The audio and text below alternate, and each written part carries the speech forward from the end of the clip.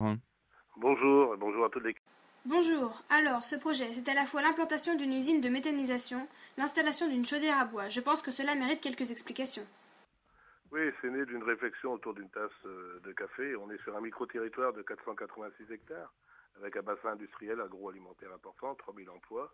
Et on s'est dit, vu les infrastructures nouvelles collectives qui allaient sortir de terre en 2012 et 2011-2012, on s'est dit comment faire pour entrer aussi à valoriser ces déchets industriels. Et on s'est mis autour de la table et on a travaillé sur une unité de méthanisation à laquelle on a joint une chaudière bois.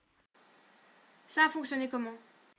Donc ça va fonctionner, la méthanisation va fonctionner principalement avec des déchets industriels issus de l'agroalimentaire et des excédents agricoles aussi, des lisiers et des bouts de la station d'épuration, parce qu'on a une grande station d'épuration qui est équivalent 90 000 habitants qui justement répond aux besoins des industries. Pour être clair, on va créer du gaz naturel. Voilà, on va créer du biogaz, exactement 3 millions de mètres cubes de biogaz.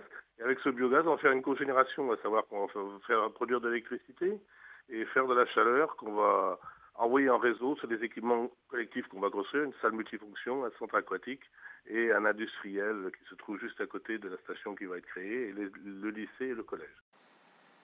C'est un projet de plus de 20 millions d'euros. C'est énorme pour une ville comme la vôtre.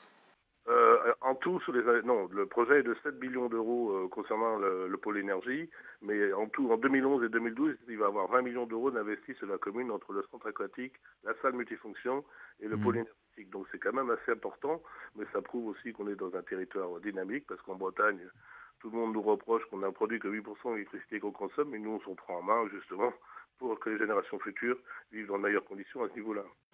Une Marianne d'or que vous obtenez d'ailleurs avant que le projet soit lancé. On comprend bien que dans vos têtes, et en tout cas pour les gens autour de vous, il est très clair. Qu'est-ce qui a plu d'après vous au jury? Je pense que c'est cette démarche de ce que je viens de dire, c'est qu'on pointe souvent du doigt la Bretagne parce on a un déficit de production énergétique par rapport à notre consommation. Parce qu'il a eu 23 villes récompensées cette année.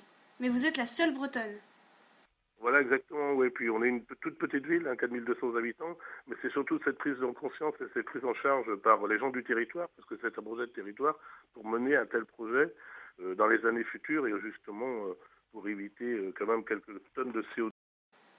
Et ça va permettre aussi d'approvisionner les bâtiments publics de la commune, écoles, collèges, lycées, etc. C'est ce que je vous disais, ouais. Ouais, Donc, ouais, un centre aquatique qu'on construit ouais. et notamment le collège et le lycée qui sont en rénovation. Donc, c'est tout à fait en phase avec ce que pensent les gens aujourd'hui, la direction vers laquelle ils veulent y aller. Donc, Ouais. on a les moyens sur place. Ça permet aux industriels de valoriser leurs déchets. Aujourd'hui, c'est un déchet, mais le déchet va devenir un produit. Merci Grégoire Super, maire de Locminé. On verra comment évolue cette initiative et comment ça va se passer sur le terrain, cette usine de méthanisation, pour recycler et faire d'une énergie ce qu'à la base était des déchets.